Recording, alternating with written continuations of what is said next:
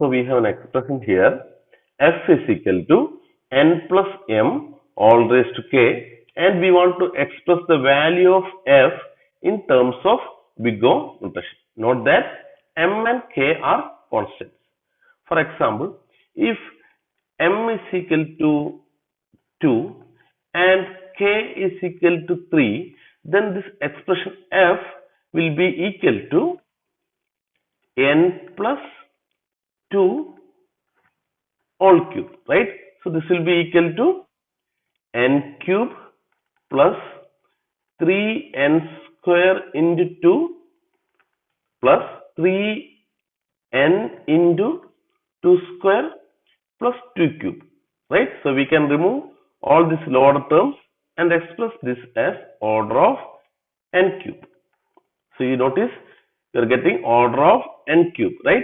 So here also the answer should be actually order of n raised to k. Anyway, let's try.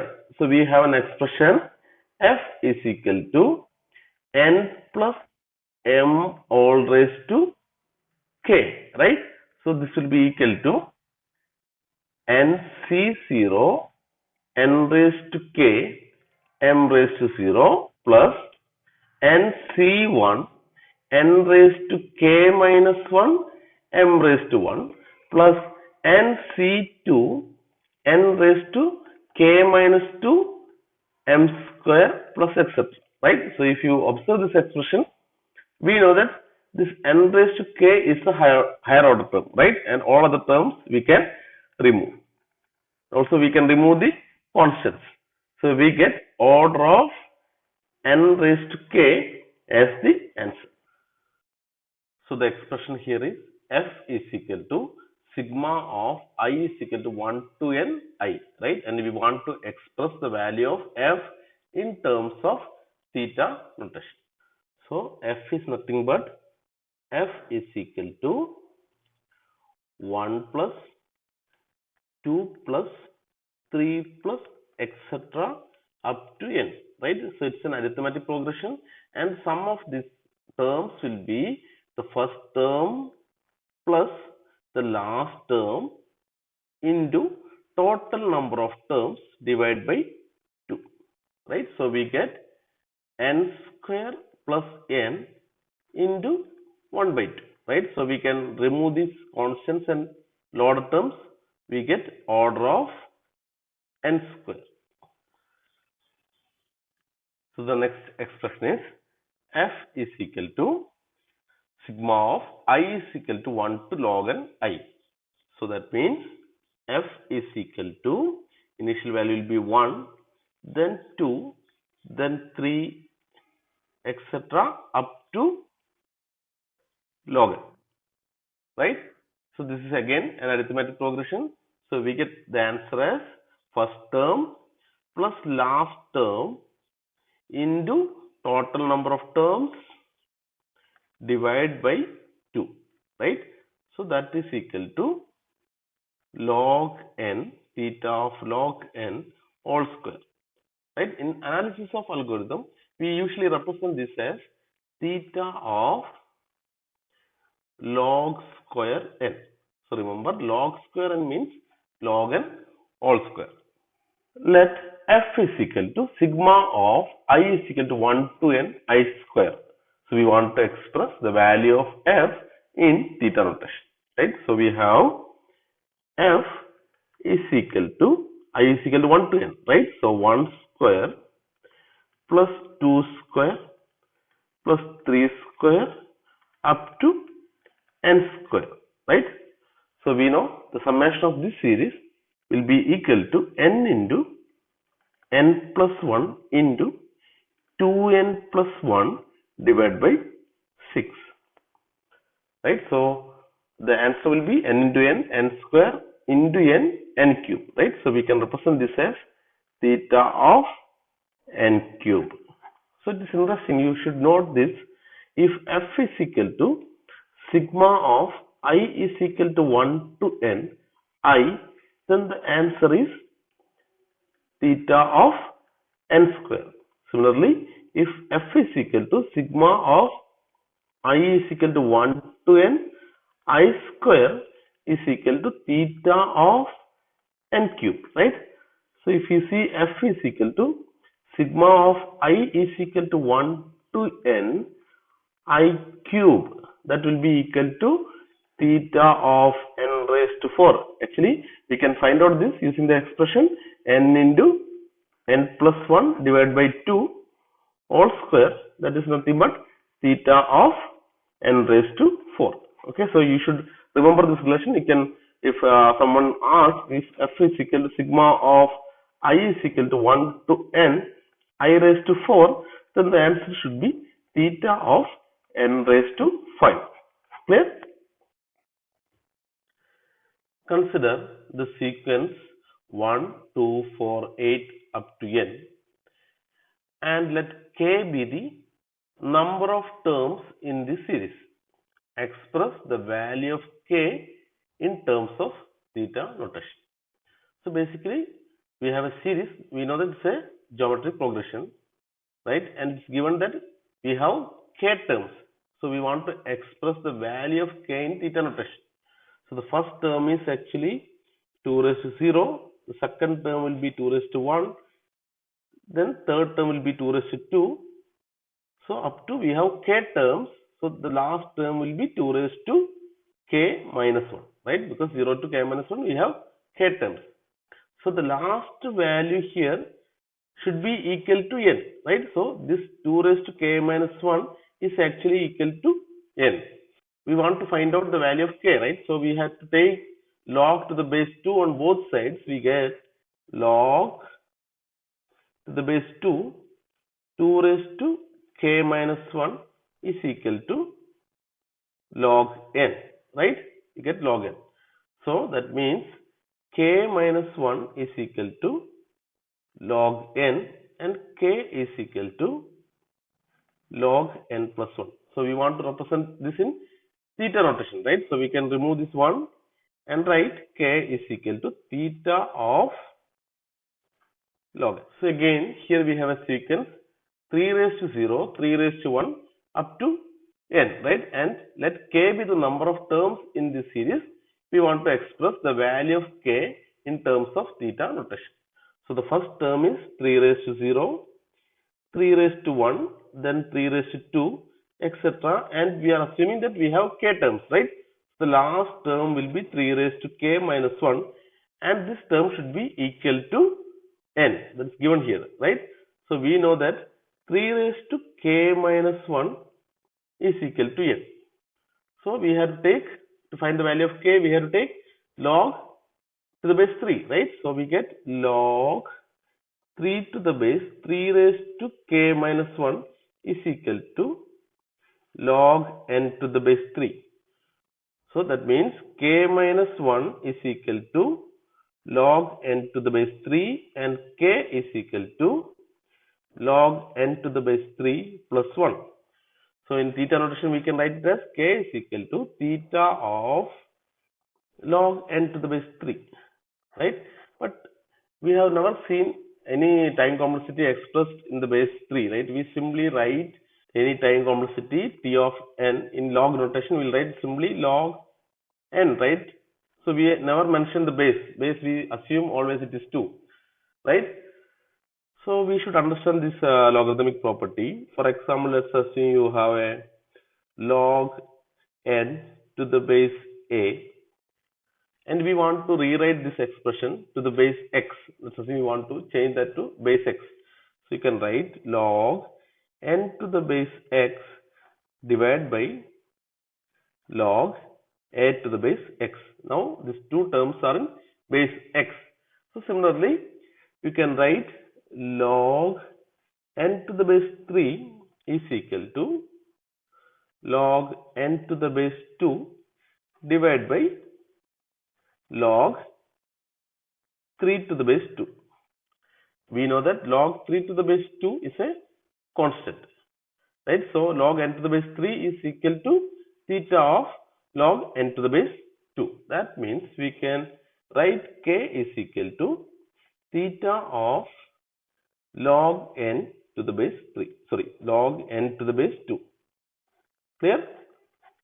So remember, even though we have log n to the base 3 plus 1 steps. In theta notation, it is same as log n to the base 2. So here again we have a sequence.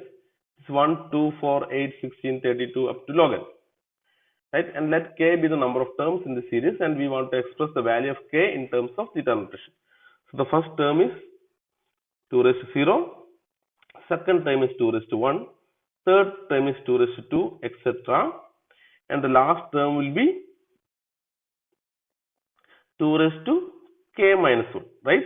And we know that 2 raised to k minus 1 is equal to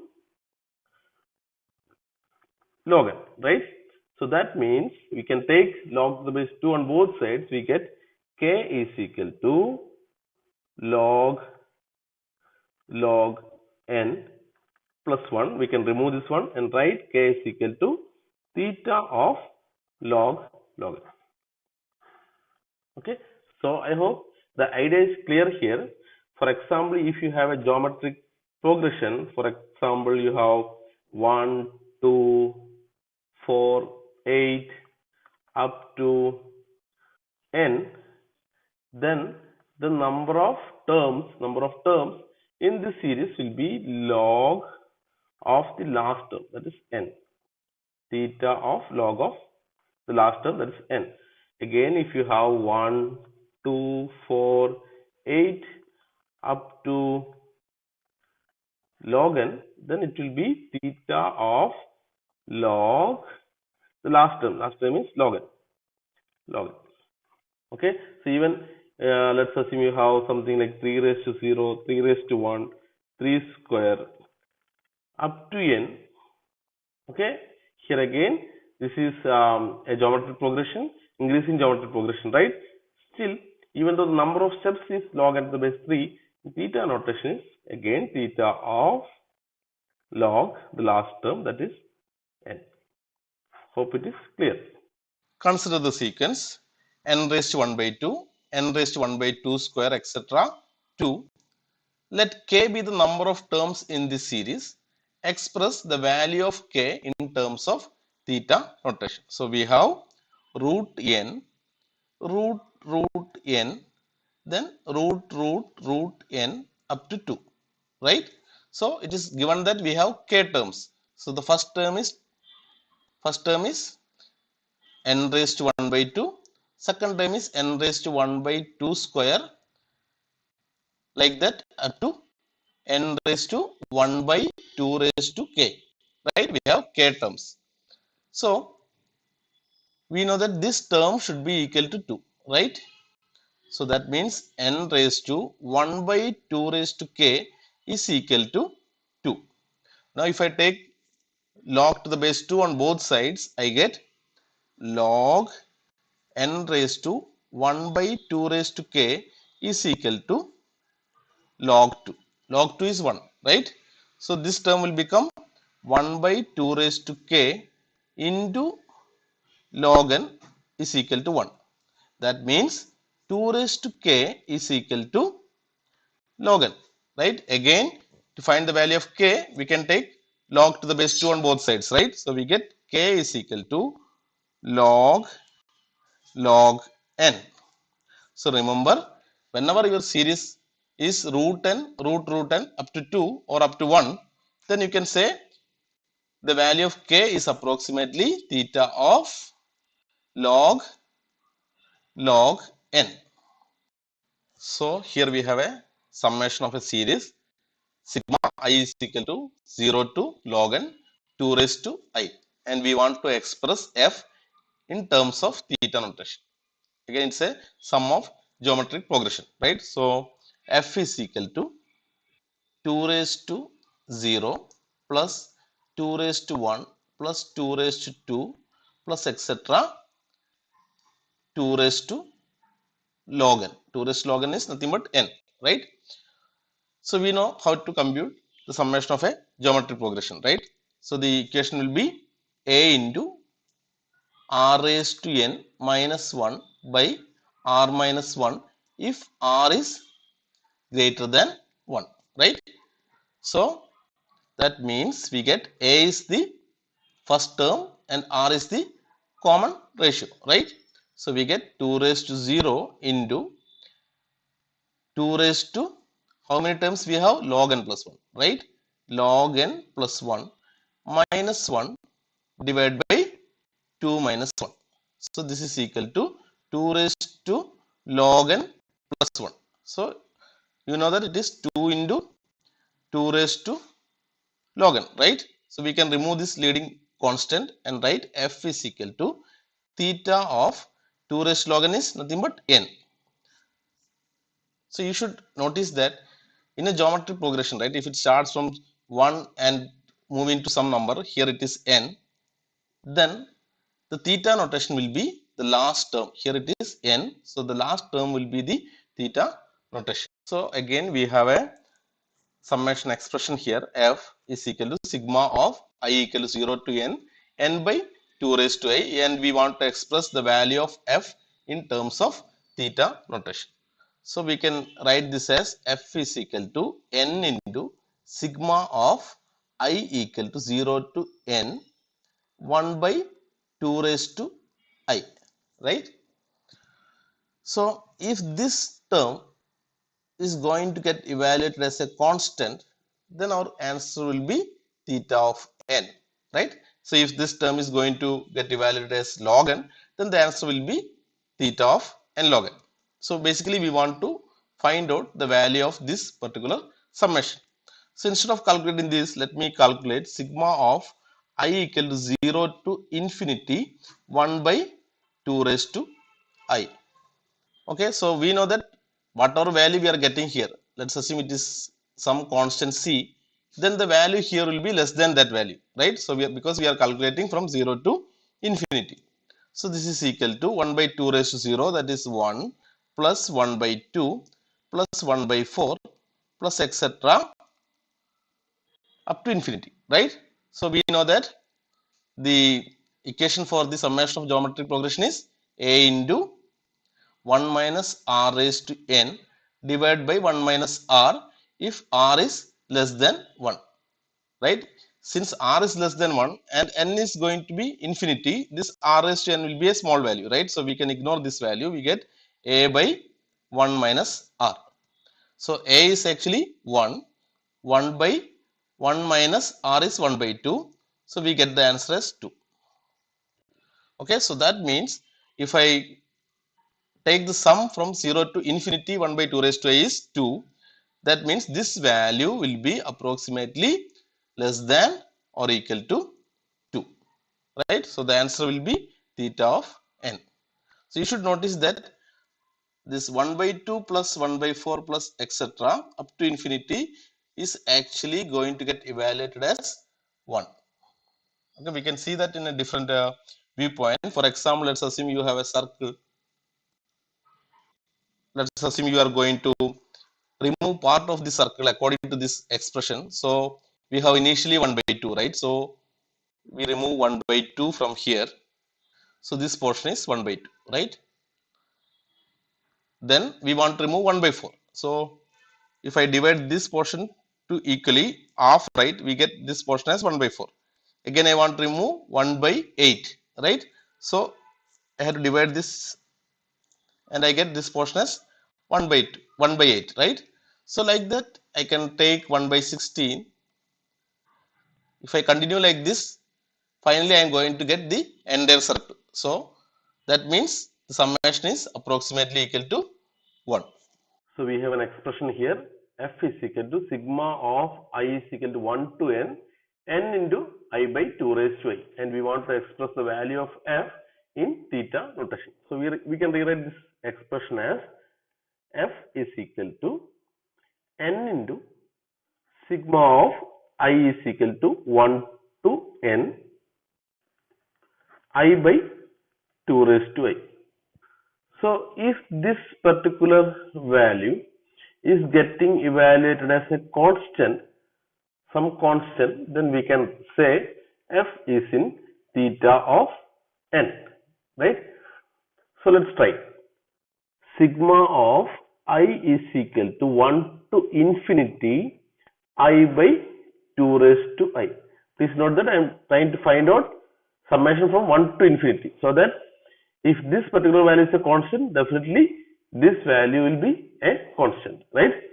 So this will be equal to 1 by 2 plus 2 by 2 square plus 3 by 2 cube plus 4 by 2 raised to 4 plus etc. Right? So let me call this expression as S. Sum of these terms is S. So we want to find out the value of S, right? Here it's not an arithmetic progression and it's also not a geometric progression. But if you see only the denominator, you can see there is 1 by 2, 1 by 2 square, 1 by 2 cube, right? So a geometric progression in the denominator only. So the common ratio here is 1 by 2, right? So let me multiply the value of S with 1 by 2. So I get, let me call this as expression 1. And if I multiply this with half, I get half S, right? So half S will be equal to, I have to multiply the entire terms, every terms with 1 by 2, right? So I get 1 by 4 plus 2 by 2 cube plus 3 by 2 raised to 4 plus 4 by 2 raised to 5, etc. Right?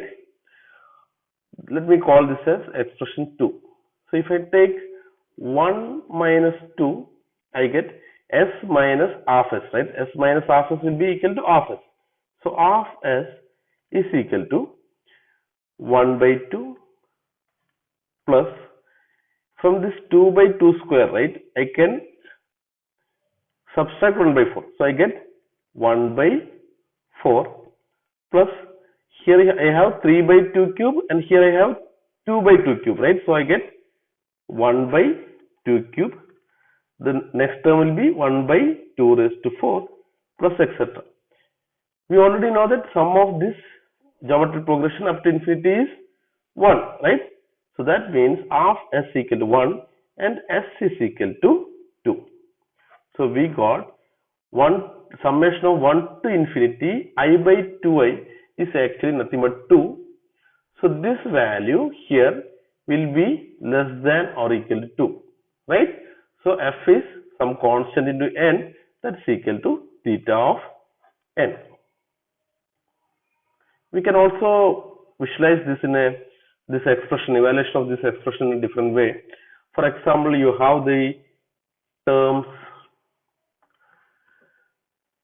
1 by 2 plus 2 by 2 square plus 3 by 2 cube plus 4 by 2 raised to 4 plus 5 by 2 raised to 5, etc. Right?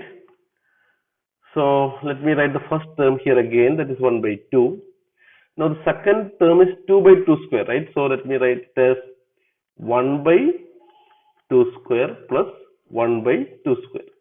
The next term is 3 by 2 cube. So I can write it as 1 by 2 cube plus 1 by 2 cube plus 1 by 2 cube. The next term is 4 by 2 raised to 4, that is 1 by 2 raised to 4 plus 1 by 2 raised to 4 plus 1 by 2 raised to 4 plus 1 by 2 raised to 4, right? So we have, like this, we have infinite terms. Okay. Now if I add the first column of this, what I will get? We have a geometric progression here, right? 1 by 2 plus 1 by 2 square plus 1 by 2 cube. So the value here, it will be 1. Now if I add the second column, what will be the answer? If you see, right, the difference between these two columns, only 1 by 2 is missing here, right? And we know if 1 by 2 is there, the entire value will be 1. So 1 by 2 is missing, right? So that means here the column value, if I add, the value will be 0.5. That is 1 by 2. Similarly, if you think about the third column, the value should be 1 by 4. The next column, it will be 1 by 8, etc. Right? It's going like this. So it's going like this, right? So if I have to add all these column values, right? So I get 1 plus 1 by 2 plus 1 by 4 plus 1 by 8 plus etc. We know that 1 by 2 plus 1 by 4 plus etc. up to infinity is 1. That means 1 plus 1 is equal to 2. So we have an expression here, f is equal to sigma of I is equal to 1 to n log I. We want to express the value of f in theta notation. So we can write f is equal to log 1 plus log 2 plus log 3 plus etc. log n, right? So this will be equal to log 1 into 2 into 3 into etc. up to n, and that's equal to log n factorial. So it's very important. This formula is very important because you can see the same expression when we are computing the lower bound for sorting algorithms.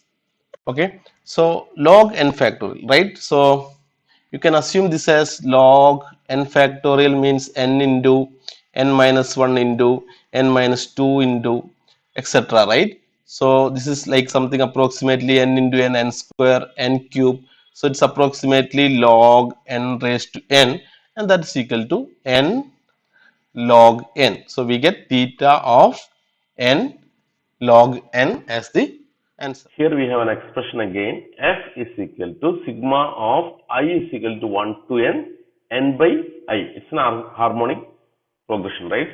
And we want to express the value of f in terms of theta notation. So what is f? F is equal to n by 1 plus n by 2 plus n by 3 plus n by 4 plus etc. up to n by n, right? So we can take n outside and we get 1 by 1 plus 1 by 2 plus 1 by 3 plus etc. up to 1 by n, right? So we want to know whether this particular value is a constant. So let me take this as s.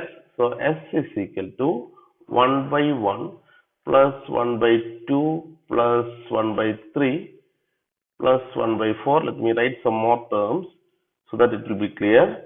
1 by 5 plus 1 by 6 plus 1 by 7 plus 1 by 8 plus 1 by 9 plus 1 by 10 plus 1 by 11 plus etc.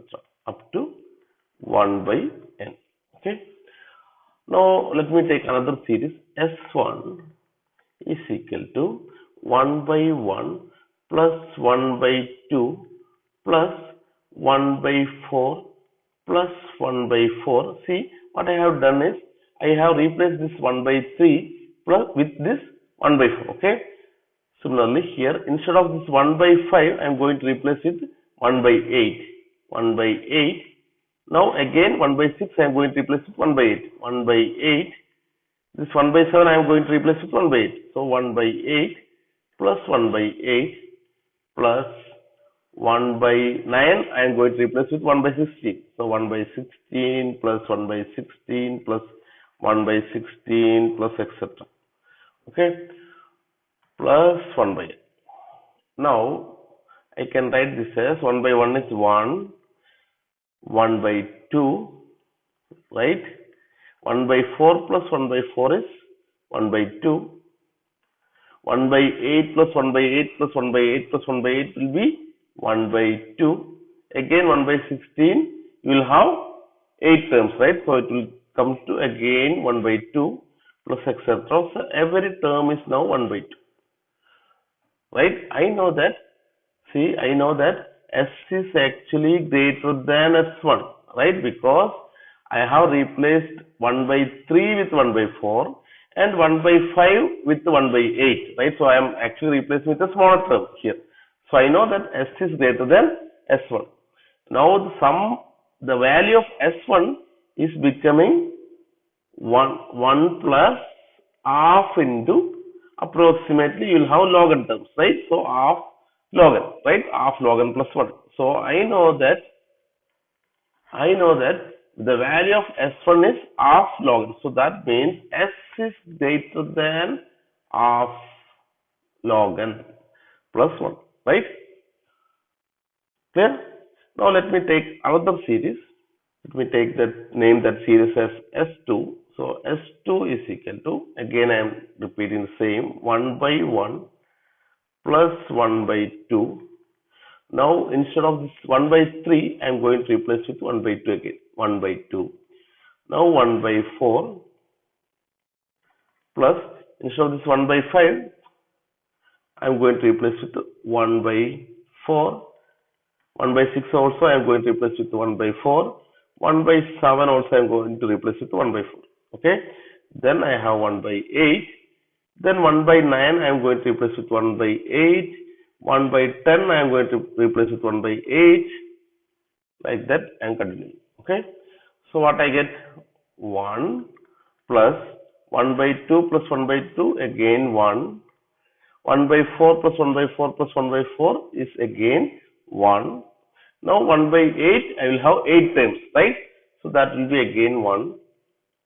Then 1 by 16 I will have 16 times, right? So that will be 1 plus etc. So that will be equal to, approximately equal to log n plus 1. Okay.